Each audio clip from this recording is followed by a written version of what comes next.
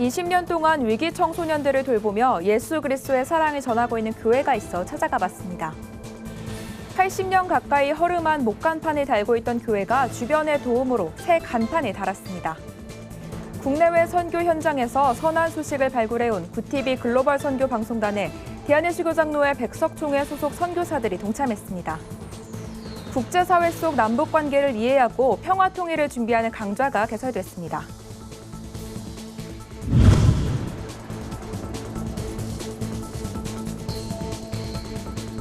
안녕하십니까. 구티비 뉴스입니다. 방황하는 청소년 문제는 사실 어제 오늘 일이 아닌데요.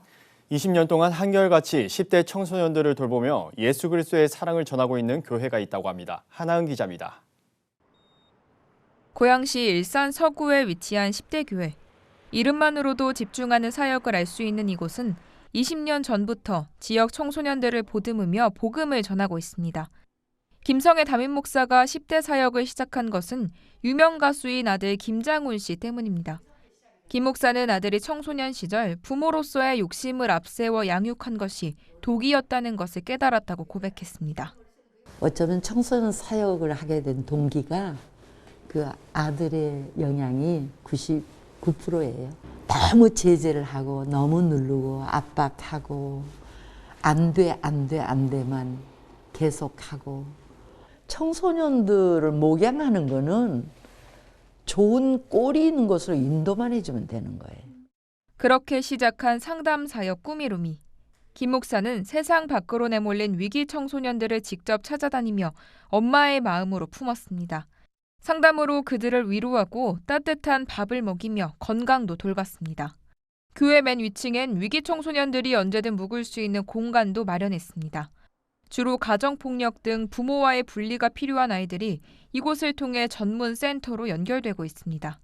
현재 김 목사와 동역하고 있는 최성식 목사는 꾸미루미가 지자체에서 인정받는 청소년 단체가 됐다며 전문적인 돌봄 서비스를 제공할 것이라고 밝혔습니다. 지금은 한 5년 전부터 시에서 이 고양시 청소년들을 위한 그런 활동으로 지정이 됐어요. 고양시 청소년들을 대상으로 뭐 가출 청소년이든 거리에서 방황하는 청소년이든 어떤 청소년이든 상관없이 걔네들이 이제 도움의 손길을 요청을 하면 어떤 것이든 걔네들한테 좀 긴급적으로 이제 지원을 하는. 앞으로 10대 교회의 비전은 단 하나. 예수 그리스도의 조건 없는 사랑을 변함없이 10대들에게 전하고 그들을 복음으로 회복시키는 일입니다. 청소년이 10대 교회에 많이 있든 없든 상관이 없어요. 그냥 하나님이 심어 놓으신 그 싹이 잘려지지 않길 바라요. 김 목사는 하나님의 말씀과 부모의 기도로 예수 그리스도의 제자를 만들어내는 교회가 목표라며 단 한 명이라도 이 시대에 필요한 하나님의 사람으로 키울 수만 있다면 충분하다고 말했습니다.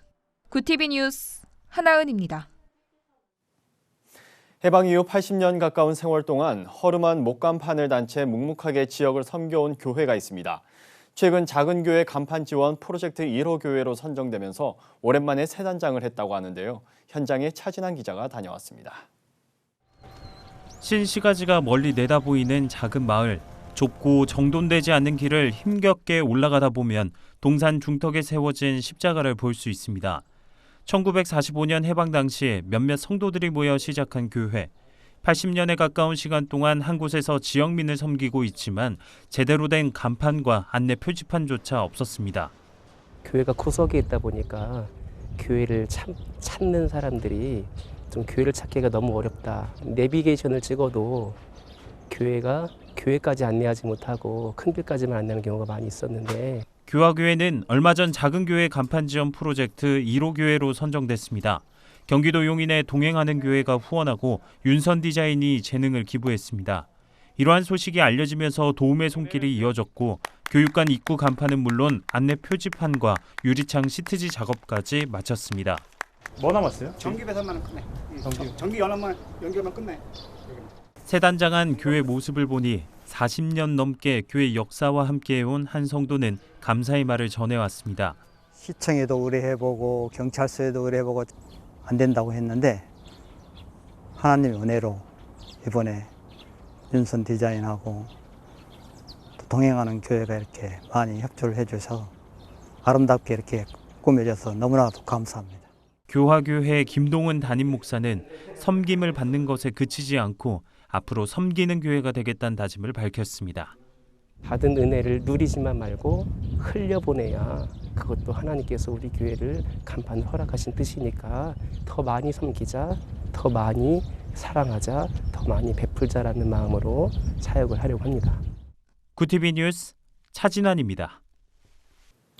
구티비 글로벌 선교 방송단은 전 세계 곳곳에서 선한 소식을 발굴해 왔습니다. 이번엔 대한예수교장로회 백석총회 소속 선교사들이 글방단 12기로 위촉됐는데요. 자세한 소식 김민주 기자가 보도합니다. 대한예수교장로회 백석총회 세계선교위원회 소속 선교사들이 국내외에서 예수 그리스도의 사랑을 전파하는 현장을 구티비 글로벌 선교방송단을 통해 알리기로 했습니다. 글로벌 선교방송단은 세상을 복음의 빛으로 밝힌다는 구티비 미디어 선교 사명에 따라 2016년 4월 출범했습니다. 현재 국내외에 2만 5천여 명의 교회 기자, 선교사 기자, 미디어 선교사, 그리고 선교방송 교회가 동역하고 있습니다. 글로벌 선교방송단 12기 위촉식에선 백석총회 소속 선교사 31명이 선교사 기자로 임명됐습니다. 선교사 기자는 선교 사역뿐만 아니라 해외 선교지의 생생한 현장을 글과 사진, 영상으로 전달하는 특파원의 역할을 수행하게 됩니다. 이날 선교사들은 구티비와 함께 미디어 선교에 동참해 땅끝까지 복음을 전하는 일에 헌신하기로 약속했습니다. 방송을 통해 하나님의 복음 사역을 전파하는 소명자로서 운영 규정에 정한 윤리 강령을 숙지하고 엄격히 준수한다. 글로벌 선교방송단 1기이자 백석총회 세계선교위원회 이사장을 맡고 있는 이민기 목사는 주여 되돌릴 힘을 주소서란 제목으로 말씀을 전했습니다. 임 목사는 좋지 않은 소식이 넘쳐나는 세상 가운데 복된 소식을 전하면서 어둠 가운데 빛을 회복해 나가자고 말했습니다. 오늘 나의 선교지가 과연 바르게 가고 있는가?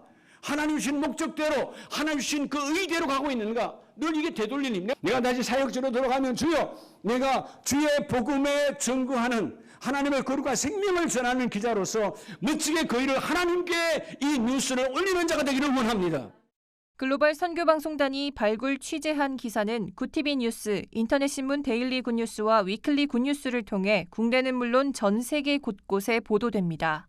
구티비 뉴스 김민주입니다. 국제사회 속 남북관계를 이해하고 평화통일을 준비하는 평화통일 아카데미가 개강했습니다. 이번 아카데미에서 참가자들은 변화하고 있는 북한을 편견 없이 들여다보며 새로운 한반도 시대를 맞이하기 위한 준비를 하게 됩니다. 강사로는 김혜건 숭실대 기독교학과 교수, 한성훈 연세대학교 연구교수, 박영자 통일연구원 연구위원 등이 나서 성경적 가르침, 북한 인권과 핵, 동북아 평화를 위한 방법론, 남북관계 등을 주제로 교육을 진행합니다. 평화통일 아카데미 기본 과정은 평화통일에 관심 있는 기독교인이라면 누구나 참여 가능하며 6월 16일까지 매주 수요일 오후 6시 30분부터 8시 30분까지 진행됩니다. 오늘의 이슈 포커스입니다. 1일부터 만 75세 이상을 대상으로 코로나19 백신 접종이 시작됐습니다. 그동안 노인 요양병원과 요양시설 종사자와 입원 입소자, 코로나19 치료병원 의료진과 1차 방역 대응 요원 등이 백신을 맞았는데 이날부터 접종 대상이 일반인으로 확대된 겁니다. 정부는 이날 전국 예방접종센터 46곳에서 만 75세 이상에 대한 백신 접종에 들어갔습니다. 만 75세 이상은 총 350만 8,975명으로 이들 모두 화이자 백신을 맞습니다. 정부가 스마트폰에서 코로나19 백신 접종 기록을 손쉽게 증명할 시스템 개발을 완료했다고 밝혔습니다. 정세균 국무총리는 1일 중앙재난안전대책본부 회의에서 백신 접종을 한 사람들이 일상의 회복을 체감하려면 백신 여권 혹은 그린카드의 도입이 필요하다며 이같이 말했습니다. 정 총리는 블록체인 기술을 활용해 위변조 가능성을 원천 차단하고 개인정보를 일절 보관하지 않도록 했다며 이달 안에 인증 애플리케이션을 공식 개통할 것이라고 설명했습니다. 1일부터 4.7 재보선 여론조사 결과 공표가 금지됩니다. 공직선거법 108조 1항에 따라 선거 엿새 전인 1일부터 선거 투표가 종료되는 7일 오후 8시까지 정당 지지도나 당선 가능성을 예상하게 하는 여론조사 결과를 공개하거나 보도할 수 없게 됩니다. 다만 지난달 31일까지 실시한 여론조사 결과를 공표하거나 인용 보도하는 것은 가능합니다.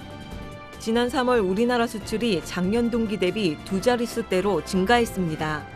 산업통상자원부는 3월 수출이 작년 3월보다 16.6% 증가한 538억 3천만 달러로 집계됐다고 밝혔습니다. 올해 들어 처음으로 500억 달러를 돌파한 겁니다. 조업일수를 고려한 하루 평균 수출액도 16.6% 증가한 가운데 월별 수출 증감률은 지난해 11월 3.9% 증가로 돌아선 뒤 5달 연속 증가세를 이어갔습니다. 환경오염의 주범 플라스틱을 줄이기 위해 완제품의 재포장을 금지하는 재포장금지법이 1일부터 본격 시행됐습니다. 앞으로 비닐로 묶음 포장된 제품이나 1+1 제품은 대형마트에서 판매가 금지됩니다.